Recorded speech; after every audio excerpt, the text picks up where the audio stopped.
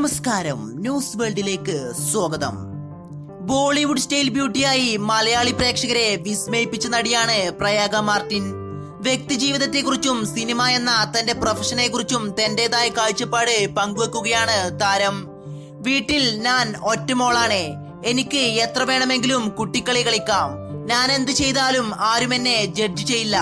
കാരണം ഞാൻ അവരുടെ ഒരേ ഒരു മകളാണ്. പക്ഷേ പ്രൊഫഷണൽ ലൈഫിൽ, പ്രത്യേകിച്ച് സിനിമ പോലെ ഒരു മേഖലയിൽ ജോലി ചെയ്യുമ്പോൾ കുട്ടിക്കളിക്ക് പ്രാധാന്യമില്ല.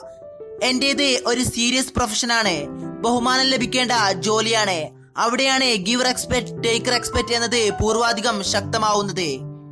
എനിക്കൊരു ബ്രേക്ക് കിട്ടുന്നത് പിയാസ് എന്ന തമിഴ് ചിത്രത്തിലൂടെയാണ്. കട്ടപ്പനയിലെ ഋത്തിക് റോഷൻ എന്ന ചിത്രത്തിലൂടെയാണ് ആളുകൾ എന്നെ തിരിച്ചറിഞ്ഞു തുടങ്ങിയത്. എന്നെ സംബന്ധിച്ച് പോയ വർഷങ്ങളെല്ലാം പ്രിയപ്പെട്ടതാണ്. നമ്മളെപ്പോഴും മനസ്സിനെ പാകപ്പെടുത്തിയെടുത്താൽ മതി. ഡിപ്രഷനും വിഷമവും നമ്മളെ വേട്ടയാടില്ല. ഒരേ ഒരു ജീവിതമേ ഉള്ളൂ. ബാലൻസ് ചെയ്യാനാണ് പഠിക്കേണ്ടത്.